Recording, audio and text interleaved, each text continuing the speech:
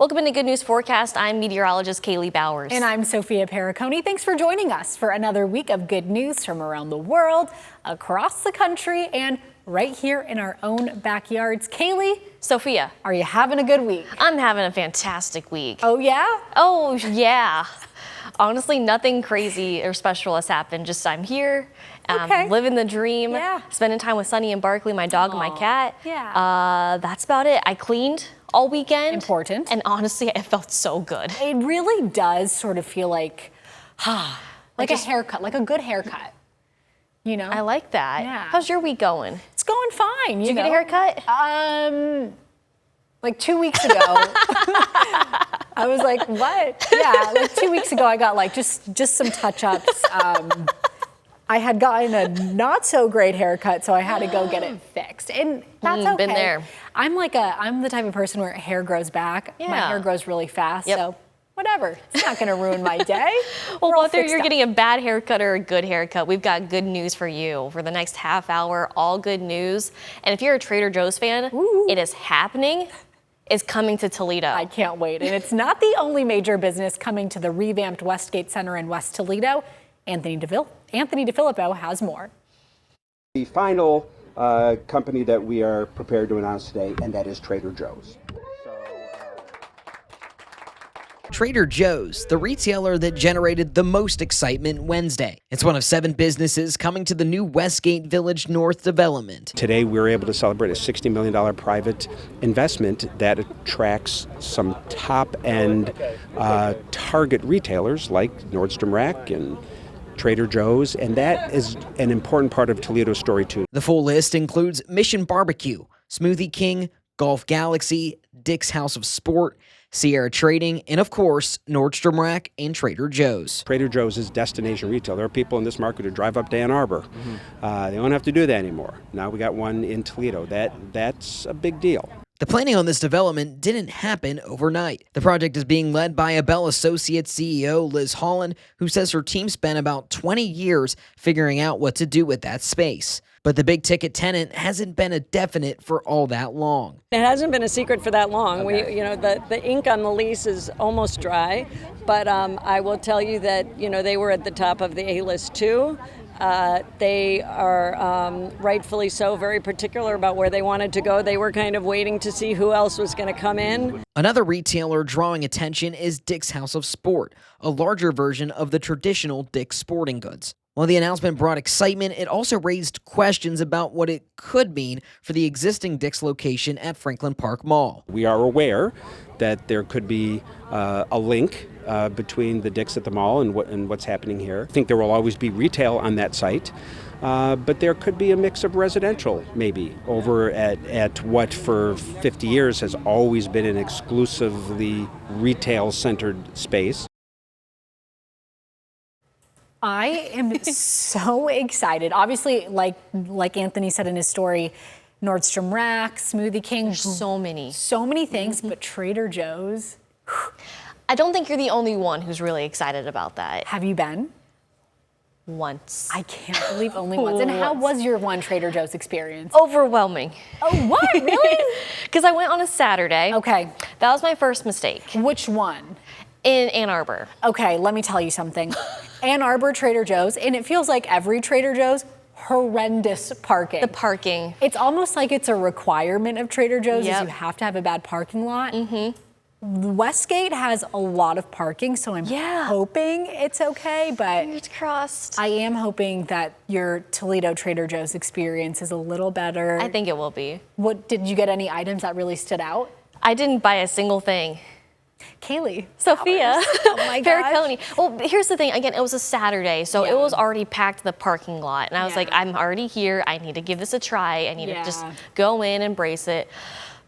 So I literally just walked in. I tried to grab a little cart or even a basket, and I'm just like, holding on to this, shoulder to shoulder people. I'm just starting to look around, and I can't even get anywhere.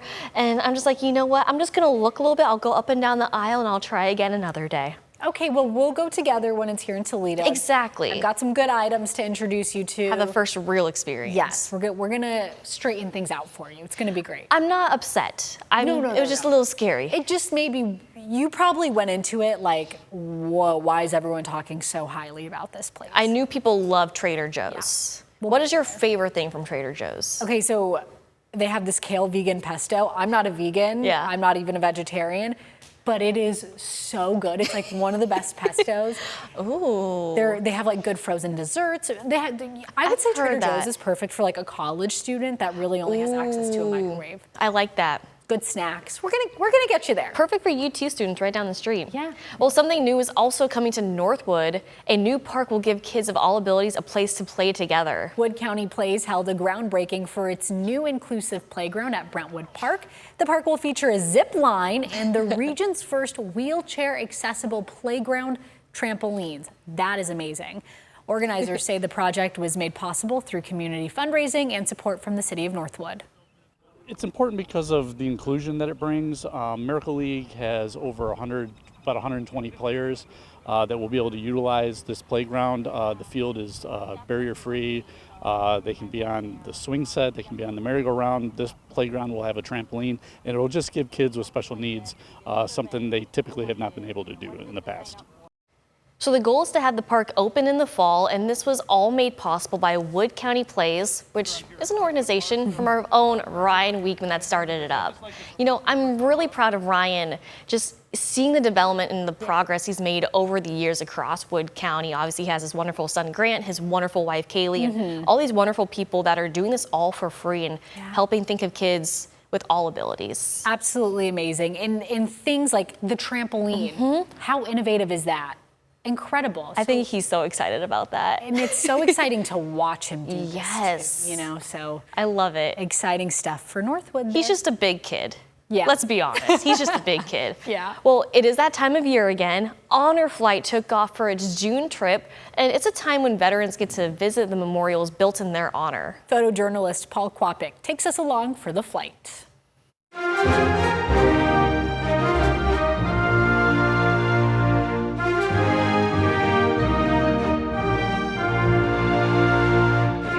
Amazing. I cry every time I talk about it. Today's the day.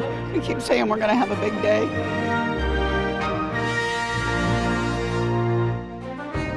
Overwhelming. It really is, isn't it? Yeah. Thank you all. Thank you. Thank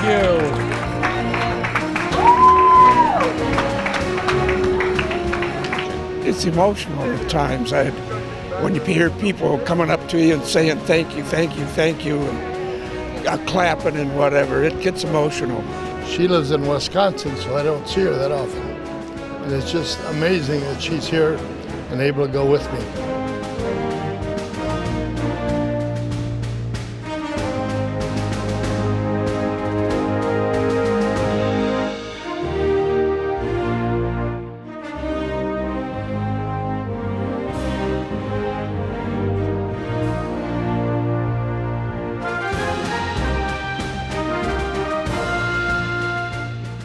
I'm looking forward to the changing of the guard. I've been to Arlington before, but I've never been involved in the changing.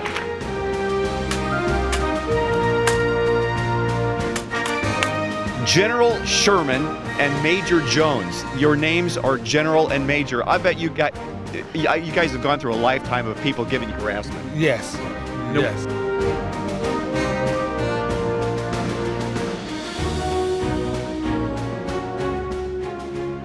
Yeah, there's quite a few from Wasion that's on there.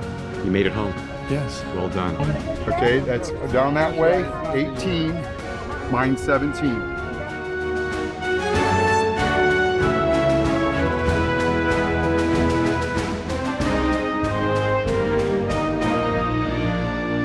My uncle was a Vietnam vet, and he has like 4 people from our hometown that were killed, and he wants to scratch each one of them. All these men and women for a senseless war. To shame.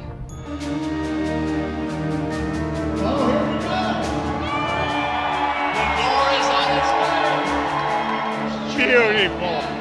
I couldn't have asked for a better day. It was wonderful, and all the people were wonderful. There is no comparison. No way compare that to this tonight. You know, starting to cure up a little bit. But it means a lot to us for people to do this for us. One, I'm looking forward to all the memories we'll have together. Just dedicating the day to him and his service and everyone that's here.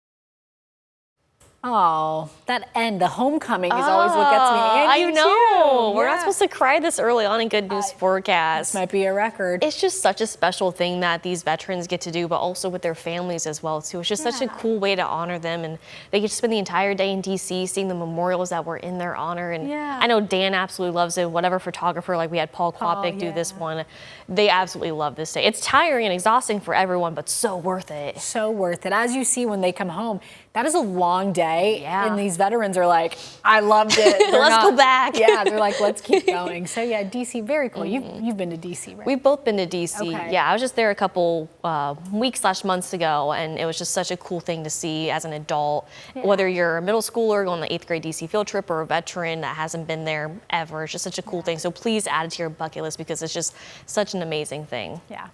We'll be right back right after this.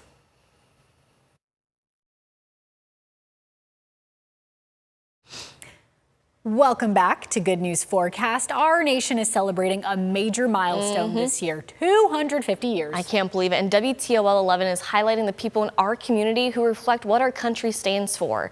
Photojournalist Cheyenne Lockridge introduces us to a local artist and veteran, Dean Davis.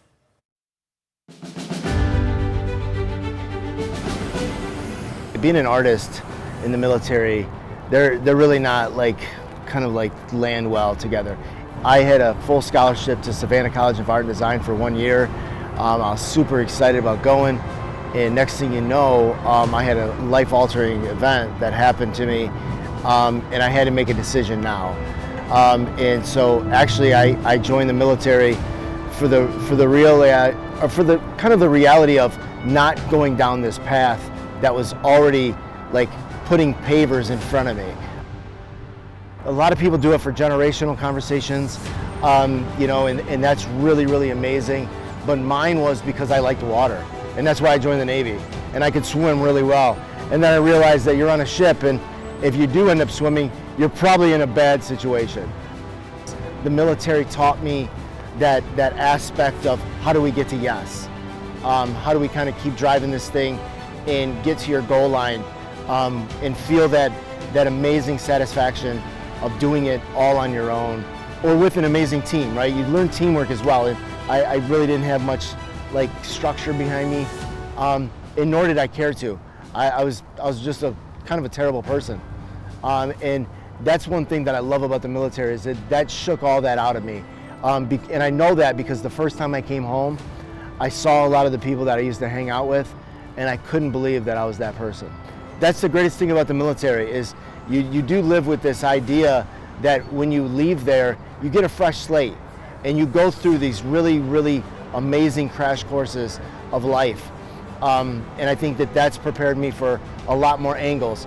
And that's really why I stay connected with the military so much right now, especially down in Florida with the Veterans Trust that's done great things, in the Veterans Mural Project that's literally going to change the veterans community around Toledo.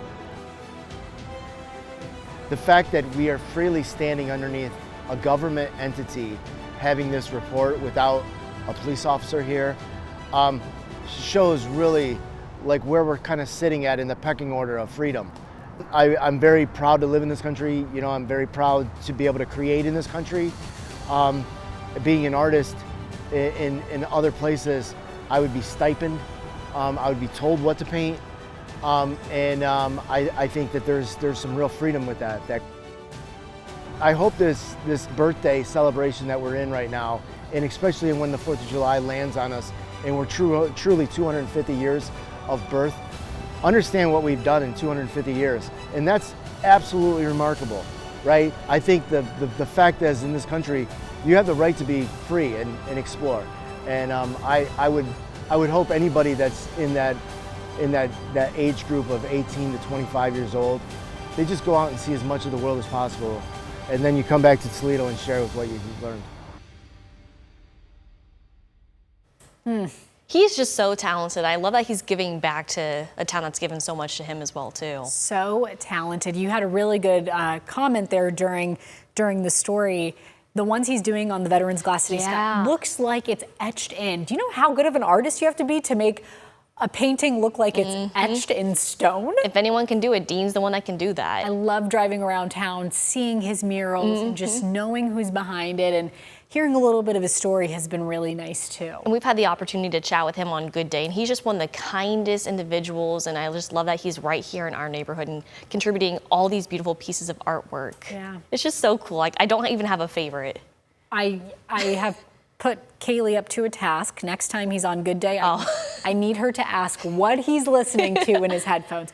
Podcast, music, something that's going to catch us off guard. I am so curious. Maybe he's not even listening to anything, just the nature, Yes. the beauty of Toledo. Yes, okay. We'll find out, Dean, just a heads up. Yeah. So speaking of celebrating big milestones, the Waterville branch of the Toledo Lucas County Public Library is marking a major one. The branch is celebrating 100 years. Wow, that's a big milestone right there. Community members, first responders, and the Anthony Wayne Marching Generals got together for the celebration. There was free food, activities, music, and a look back at a century of history. The branch manager says the celebration reflects the strong connections built with the community over the past 100 years. The community really supports us. We've got so many great users that come into the library. We got lots of teachers that come in, grab books for their classrooms. We have a lot of homeschool families that come here, get materials for their classes, and also they meet here to do some of their meetups. He says the celebration not only recognizes the branch's past, but also looks ahead to the future. He's confident the library can reach its 200th anniversary in just another 100 short years, of course. I mean, that would make sense. 100 more years. I think that math checks out. 100 plus 100. I just really love libraries. Me too. And the fact that we have these 100-year-old libraries in our own community is pretty amazing. Do you have a favorite library, whether it's in Northwest Ohio or just across the country?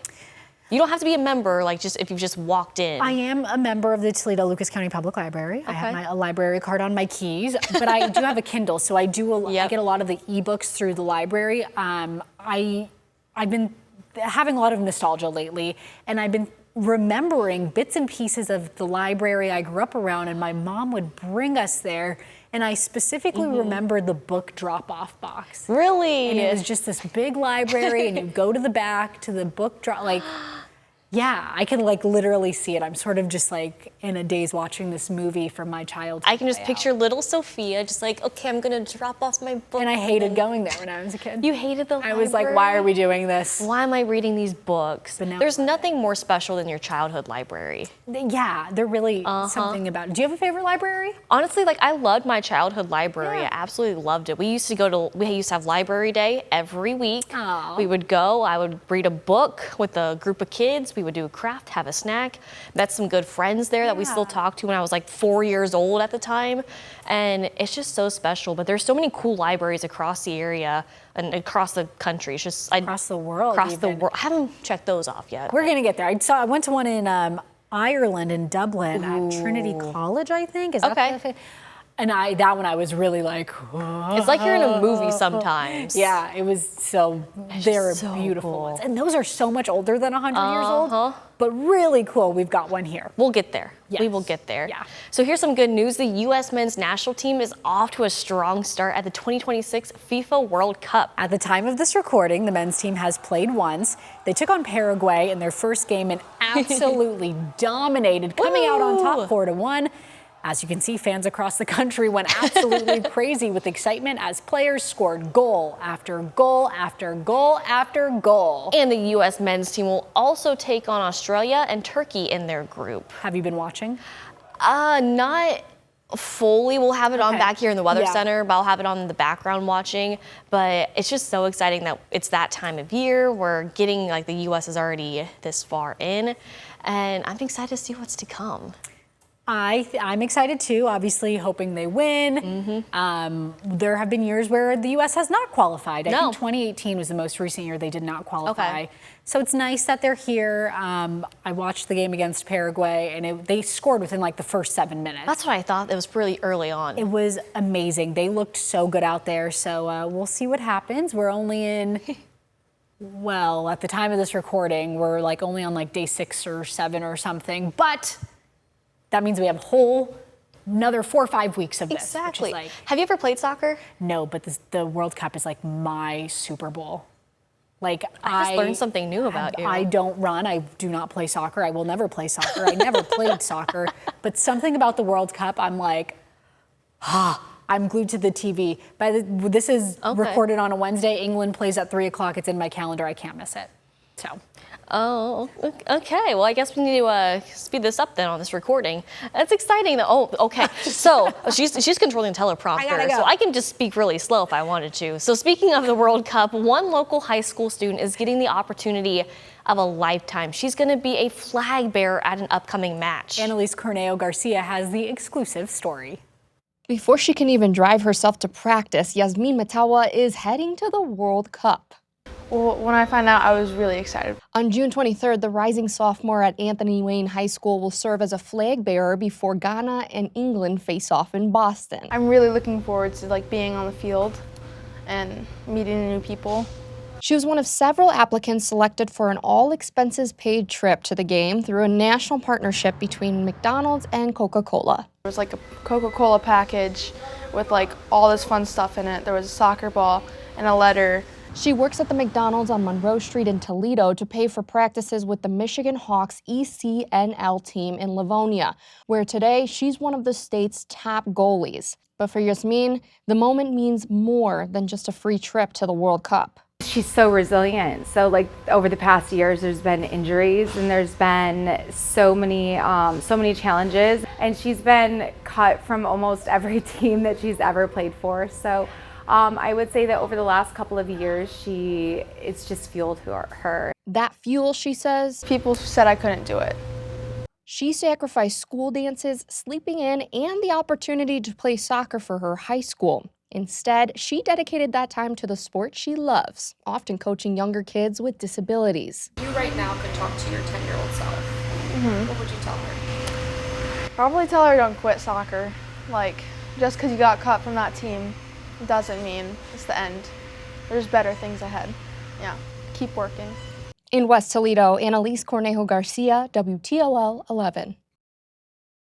What a great experience. I'm so excited for her. She gets to go to Boston, carry the flag. Those things look heavy, but she's obviously strong if she's an excellent soccer player. And this is going to be a thing she's never going to ever forget. Yeah, really sweet. Going from the World Cup and then back here and helping these young kids as well, too. Yeah. She can tell them about that experience. Maybe one day these young kids will do it all over again. Yeah, so you'll have to stay tuned because we believe we're going to get some pictures and videos of her bearing the flag at the World Cup. So you won't want to miss out on the good news forecast to come. But for now, we'll be right back.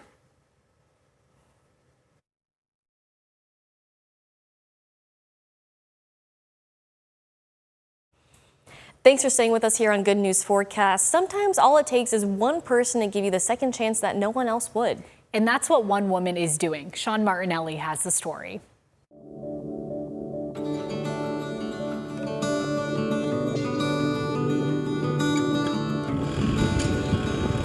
At this Maryland horse farm, it's all in the name. Yeah, it's definitely a second chance for all involved. A second chance for farm manager Chelsea Truesdale, who spent 12 years as a Baltimore teacher. Then COVID hit, and I just could not be stuck behind a computer teaching class. A second chance for the retired racehorses who now call this place home. Just want to make sure that that's a good temperature for them. And a second chance for workers like Andrew Burke. We partner with the Central Maryland Correctional Facility, where incarcerated individuals, they come out to the farm and they learn how to care for the horses. It's one of only a handful of programs like it across America. Is this something you ever imagined yourself doing? No, not at all. I grew up in Jamaica. Never seen much horses. Andrew's been in prison for 3 years.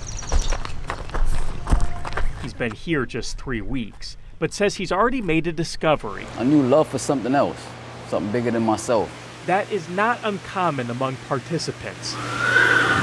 Chelsea says while students learn a lot about horses, they often learn more about themselves. You learn a lot about yourself as you learn more about them. I think the most meaningful impact of this farm that all of the men take with them is understanding more about themselves. In Andrew's case, I wasn't open-minded to certain things, and I feel like I lacked empathy and compassion. And I learned a lot about myself and about that being in this program, and just caring for someone other than yourself. These horses, they don't speak. They don't speak, so I'm basically their voice. Don't you do that? I think they know a little bit that they are helping all of the men that are coming through here. They're very good teachers, so every single day they have a purpose.